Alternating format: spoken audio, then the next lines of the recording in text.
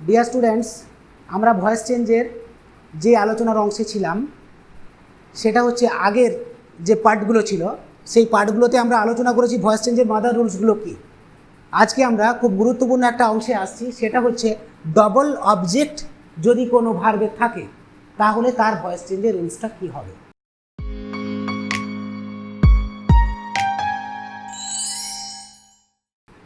এখানে লিখেছি দেখো, she gave me 2 pens yesterday, গতকাল সে আমাকে 2টো পেন দিয়েছিল। এখানে গেভ ভার্বটা দেখো, এখানে গেভ ভার্বটা দুটো অবজেক্ট নিয়েছে। কি কি? একটা হচ্ছে কি দিয়েছে, পেন কাকে দিয়েছে, আমাকে, দুটোরই কি বা কাকে দুটোরই উত্তর দিয়েছে। সুতরাং এই ভার্বের দুটি অবজেক্ট আছে।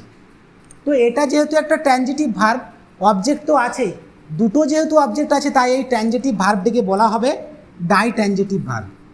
এটিকে বলা হবে ডাই ট্রানজিটিভ ভার্ব। এটা একটা ট্রানজিটিভ ভার্ব, অবজেক্ট আছে যেহেতু দুটি অবজেক্ট আছে তাই ডাই ট্রানজিটিভ ভার্ব। তাহলে এতদিন পর্যন্ত আমরা যে ভার্বগুলোর চেঞ্জ করছিলাম ভয়েস, তাদের একটা করে অবজেক্ট ছিল, তাই তাদেরকে বলা হবে মনোট্রানজিটিভ ভার্ব।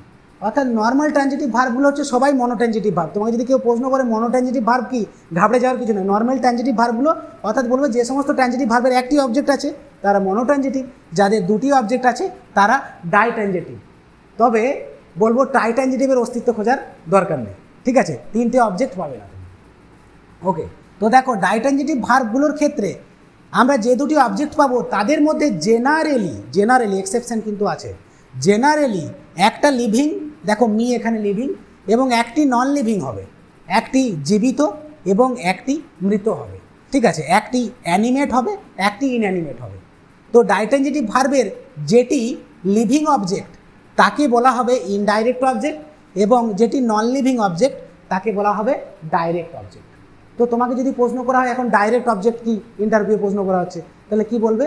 তখন তুমি বলবে ডাই ট্রানজিটিভ ভার্বের নন লিভিং অবজেক্টটিকে বলা হবে ডাইরেক্ট অবজেক্ট, আবার ডাই ট্রানজিটিভ ভার্বের লিভিং অবজেক্টটিকে বলা হবে ইনডাইরেক্ট অবজেক্ট। এখন চলে আসি, এটাকে প্যাসিভ ভয়েস করবো কি করে এই গেভ ভার্বটাকে?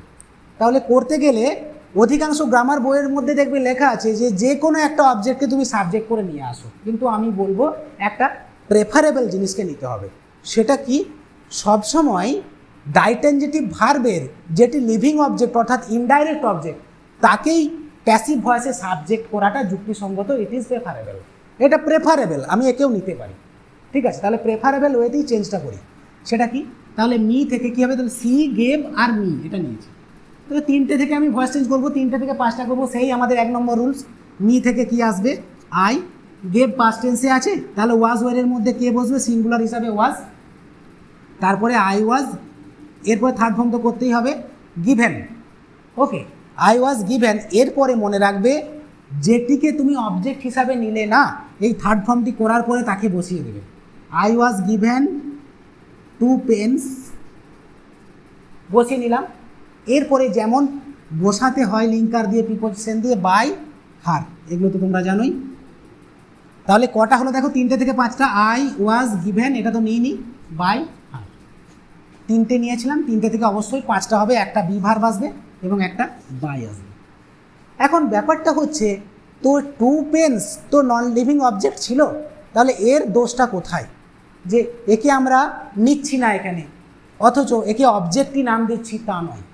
তো দেখো, এর এখানে নর্মাল অবজেক্ট হিসাবে একটা নাম ছিল, কিন্তু যখন আমরা প্যাসিভ ভয়েসে নিয়ে আসবো একে, ওকে, তখন এই অবজেক্টটার একটা নাম তৈরি হবে। যখন প্যাসিভ ভয়েসে নিয়ে আসবো একে অবজেক্ট করে একটা অগ্রাধিকার দিয়েছি মিকি, তো এরও তো একটা অধিকার আছে ওখানে ছিল। তো তখন গ্রামারিয়ানরা বলছে যে এর নামটা পাল্টে দাও, একে তখন বলবো আমরা রিটেনড অবজেক্ট, একে তখন আমরা বলবো রিটেনড অবজেক্ট। তো প্রশ্ন তোমাকে করা হয় রিটেনড অবজেক্ট কি, একটা ইন্টারভিউ প্রশ্ন করা হবে যে তুমি গ্রামারে কত বড় বিশারদ, দেখি রিটেনড অবজেক্ট কি একটু বলে দাও তো। হ্যাঁ, রিটেনড অবজেক্ট সঙ্গে সঙ্গে তুমি খুঁজতে শুরু করবে ভয়েস চেঞ্জে রিটেনড অবজেক্ট পেয়েছিল। রিটেনড অবজেক্ট কি? তাহলে আমরা এখান থেকে ডেফিনেশনে আসি, যে বলবে যে ডাই ট্রানজিটিভ ভার্বকে প্যাসিভ ভয়েস করার সময় আমরা একটা অবজেক্টকে সাবজেক্ট হিসাবে নিই এবং আরেকটা অবজেক্টকে অবজেক্টের জায়গাতেই রেখে দিই। যে অবজেক্টটিকে অবজেক্টের জায়গায় রেখে দিই সেই অবজেক্টটির নাম হয় রিটেনড অবজেক্ট, অর্থাৎ থেকে যাওয়া অবজেক্ট। ঠিক আছে, রিটেনড অবজেক্ট তাকেই বলতে পারবো। তাহলে retained object is that object of the passive voice of a ditransitive verb which is remained as object. ঠিক আছে, তাকে বলা হবে রিটেনড অবজেক্ট। তাহলে আইডিয়া পেলাম আমরা ইনডাইরেক্ট অবজেক্ট, ডাইরেক্ট অবজেক্ট এবং রিটেনড অবজেক্ট। এই কথাটি কিন্তু খুবই গুরুত্বপূর্ণ, রিটেনড অবজেক্ট।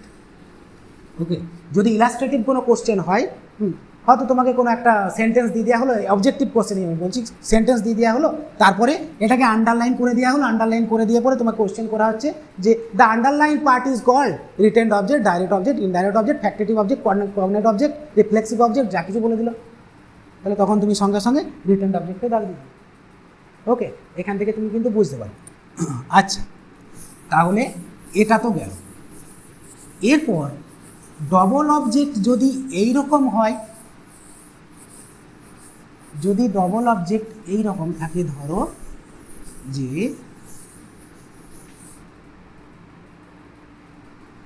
দে ইলেক্টেড লিখছি না, সিলেক্টেড লিখছি, they selected me captain of the team,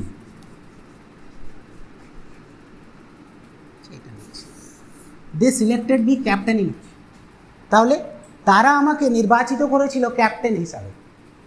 তো দেখো সিলেক্টেড এটা ভার্ব, নির্বাচিত করেছিল, দেখো দুটো অবজেক্ট পেয়ে যাব।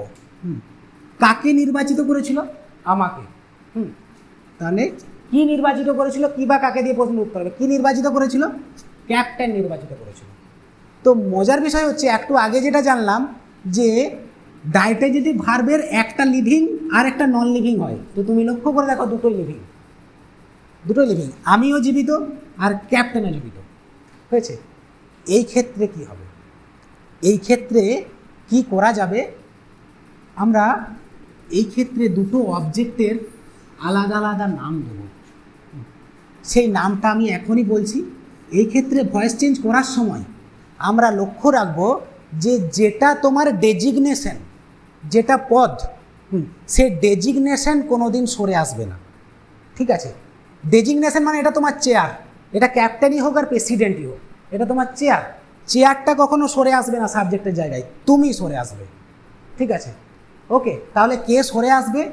মি, মানে একে আই। একটু আগে যে নিয়মটা বললাম যে প্রেফারেবলের জায়গা, যে তুমি যাকে খুশি করতে পারো, নন লিভিংটাকেও করতে পারো, লিভিংটাকেও করতে পারো, এখানে কিন্তু একদম রিজিডলি বলা হবে তুমি সবসময় এখানে যে ব্যক্তিটা সম্বন্ধে কথা বলা হচ্ছে সেই ব্যক্তিটাকেই নিয়ে আসতে হবে। ওকে, তাহলে এও অবজেক্ট কিন্তু পার্টিকুলার একেই আনতে হচ্ছে। তারপর চেঞ্জটা করছি, তারপর একটা আমি ডিসকাশন করবো এটার ব্যাপারে। সেটা কি, মি থেকে আই হলো, সিলেক্টেড পাস্ট টেন্স সেই জন্য হলো ওয়াজ, আই ওয়াজ, তারপরে আই ওয়াজ সিলেক্টেড, তারপরে captain, I was selected captain, তারপরে বাই দেম। তো স্যার তাহলে ক্যাপ্টেনটা যথারীতি রিটেন্ড অবজেক্ট, ক্যাপ্টেনটা রিটেন্ড অবজেক্ট। ওকে, কিন্তু এই রিটেন্ড অবজেক্টটার আবার আরেকটা নাম আছে, একে বলা হবে ফ্যাক্টেটিভ অবজেক্ট, একে বলা হবে ফ্যাক্টেটিভ অবজেক্ট। ওকে, এটা আবার একটা নতুন অবজেক্টের ধারণা। ফ্যাক্টেটিভ অবজেক্ট জিনিসটা কি? ফ্যাক্টেটিভ অবজেক্ট জিনিসটা হচ্ছে জাস্ট এই ধরনের যে ডেজিগনেশনের ব্যাপারগুলো আছে। দেখো ব্যাপারটা বলে দিই যে দে সিলেক্টেড মি ক্যাপ্টেন, তারা আমাকে ক্যাপ্টেন করেছিল। ওকে, এখানে এই সাবজেক্ট মিকে বলছে যে সাবজেক্ট মিকে একটা ডেজিগনেশন দিয়েছে। ওকে, এই টাইপের যে ডেজিগনেশন ব্যাপারগুলো থাকবে সেই ডেজিগনেশনগুলোই সবসময় একটা, এটা অ্যাকচুয়ালি আমরা বলতে পারি একটা কমপ্লিমেন্ট। ওকে, এটাকে বলতে পারি একটা কমপ্লিমেন্ট। ওকে, এই দেখো সিলেক্ট ভার্বটার ডাইরেক্ট অবজেক্টকে মি। ওকে, মিটার একটা কমপ্লিমেন্ট কি? মিটার কমপ্লিমেন্ট, মিটাকে কমপ্লিট করছে কে এসে? ক্যাপ্টেন এসে, যে কমপ্লিট করে সেই কমপ্লিমেন্ট। ঠিক আছে, তাহলে মিটাকে কমপ্লিট করছে যে কথাটা সে হচ্ছে কমপ্লিমেন্ট। এই অবজেক্টের ডাইট্রানজিটিভ ভার্বের যে অবজেক্ট আছে ওই অবজেক্টের কমপ্লিমেন্ট হিসাবে যে ব্যবহৃত হয় তাকে বলা হয় ফ্যাক্টেটিভ অবজেক্ট। ঠিক আছে, ফ্যাক্টেটিভ অবজেক্টটা আর কিছুই নয়, ডাইট্রানজিটিভ ভার্বের অবজেক্টের একটা কমপ্লিমেন্ট। ঠিক আছে, সেই factitive object can never be the subject of A passive voice.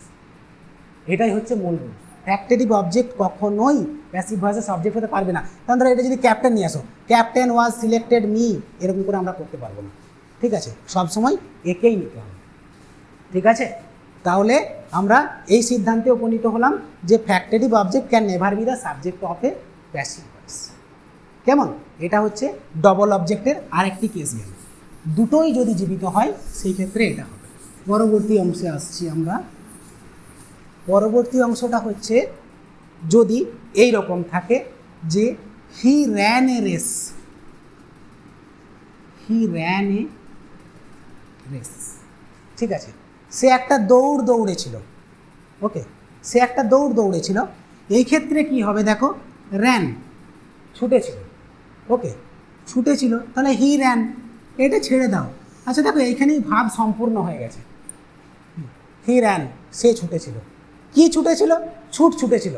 এটা মিনিংলেস এক ওয়ার্ড। সে কি ছুটটাই ছুটেছিল, সে কি হাসিটাই হেসেছিল, তাই তো, কি পড়ন পড়েছিল, যে এইরকম ব্যাপারটা। তো এইখানেই কমপ্লিট হয়ে গেছে। সুতরাং র্যান ভার্বটা ট্রানজিটিভ না ইনট্রানজিটিভ? র্যান ভার্বটা কিন্তু মূলত ইনট্রানজিটিভ ভার্ব। ঠিক আছে, এই ইনট্রানজিটিভ ভার্বকে জোর করে ট্রানজিটিভ করেছে, হি র্যান এ রেস। ঠিক আছে, তাহলে এটা কি, এটাকে বলা হচ্ছে তখন এই রেসটা অবজেক্ট, কিন্তু একে বলা হবে কগনেট অবজেক্ট। একে বলা হবে কি? Cognate object. কগনেট অবজেক্ট কি? কগনেট অবজেক্টের মানে তোমরা বাংলায় দেখবে পড়বে সমধাতুজ কর্ম। একটা কথা আছে, সমধাতুজ কর্ম ব্যাপারটা কি? ধরো এটা যদি একটা ধাতু হয়, এই ভার্ব, ঠিক আছে, র্যান থেকেই দেখো রেস কথাটা তৈরি হয়েছে। এই যে কর্মটা সমধাতু থেকেই তৈরি হয়েছে, র্যান থেকে রেস হয়েছে। ওকে, যেমন আমি যদি বলি যে he slept a sound sleep, সে কি ঘুমটাই ঘুমিয়েছিল। এই যে স্লেপ্ট থেকেই আবার এখানে তৈরি হয়ে গেছে স্লিপ। সে কি ঘুমটা, এ ভার্ব, ঠিক আছে, এ আর তখন ভার্বের জায়গায় নাই, এ নাউন। ঠিক আছে, এ তখন নাউন আর সাউন্ড অ্যাডজেক্টিভ হয়ে গেছে। এই স্লেপ্ট ভার্ব আবার একে নাউন করেছে। তাহলে এই যে অবজেক্টটা তৈরি হয়েছে এই ধাতু থেকে তৈরি হয়েছে, সমধাতু থেকে, এটা হচ্ছে সমধাতুজ কর্ম। কেমন? বা কগনেট অবজেক্ট। কগনেট অবজেক্টটা ব্যাপারটা এমন কিছু নয়, এটা সেই একই রূপে হবে। যেমন সেই মাদার রুলস আছে, এটা কি লিখব যে এ রেস, এটা প্যাসিভ ভয়েস, ওয়াজ রান, তারপরে বাই হিম। খুবই সোজা নিয়ম। কিন্তু ব্যাপারটা তোমাকে যদি বলা হয় কগনেট অবজেক্ট কি, তখন তুমি বলবে যে cognate object is that object of the intransitive verb, ঠিক আছে, which is formed from the main intransitive verb, which is formed from, যেটা এখান থেকে গঠিত হচ্ছে মেন ইনট্রানজিটিভ ভার্ব থেকে। বুঝতে পেরেছো? সেটাই হচ্ছে কগনেট অবজেক্ট বা সমধাতুজ কর্ম। এরপরে আমরা এই ক্ষেত্রে আরেকটা জিনিস পাচ্ছি যে শুধু অবজেক্ট কথাটাকে রাখছি, সেটা হচ্ছে রিফ্লেক্সিভ অবজেক্ট। যেমন হি হার্ট হিমসেলফ। এবার যদি বলি হি হার্ট হিমসেলফ, ওকে, এটাও একটা অবজেক্টের পার্ট, সে নিজেই নিজেকে আঘাত করেছিল। ওকে, তো এই টাইপের যদি সেলফ ওয়ার্ডগুলো থাকে এগুলো রিফ্লেক্সিভ প্রোনাউন আমরা জানি। তো এই ক্ষেত্রে কি এই অবজেক্টের কাজ করছে হার্ট ভার্বে, হি হার্ট হিমসেলফ, সে নিজেই নিজেকে আঘাত করেছিল, হাতুড়িটা নিজের পায়ে পড়ে গিয়েছিল হয়তো, এমনটা হতে পারে। সেই ক্ষেত্রে কি করব, এই রিফ্লেক্সিভ অবজেক্টগুলোকে, অর্থাৎ রিফ্লেক্সিভ প্রোনাউন থেকে যে অবজেক্টগুলো তৈরি হয়েছে তাকে রিফ্লেক্সিভ অবজেক্ট বলা হয়। রিফ্লেক্সিভ অবজেক্টগুলো কখনোই প্যাসিভ ভয়েসের সাবজেক্ট হতে পারবে না। রিফ্লেক্সিভ অবজেক্টটা সেই জায়গাতেই রয়ে যাবে, অর্থাৎ এটার শুধুমাত্র ভার্ব আর ভয়েস চেঞ্জ হয়ে বেরিয়ে যাবে। কী লিখবো, হি হার্ট পাস্ট টেন্সে আছে, হার্টের তিনটে ফর্মে এক পাস্ট টেন্স কী করে বুঝবো, কারণ এখানে এস বাই এস নেই, থার্ড পার্সন ওয়াজ সঙ্গে, ঠিক আছে, সেই জন্য এ পাস্ট টেন্সে আছে। তাহলে হি ওয়াজ, তারপরে কী লিখবো, হার্টের তিনটে ফর্মে এক, hurt by himself, he was hurt by himself. যে যেমন অবজেক্ট সাবজেক্ট রয়ে গেল, শুধু মাঝের ভার্বটার ভয়েস চেঞ্জ হয়ে গেল। এটা এইভাবে করবে। ওকে, তাহলে আজকে আমরা ভেরিয়াস অবজেক্ট স্ট্রাকচার নিয়ে আলোচনা করলাম, যেটা ডবল অবজেক্ট স্ট্রাকচারেও হতে পারে বা সিঙ্গেল অবজেক্ট স্ট্রাকচারেও হতে পারে।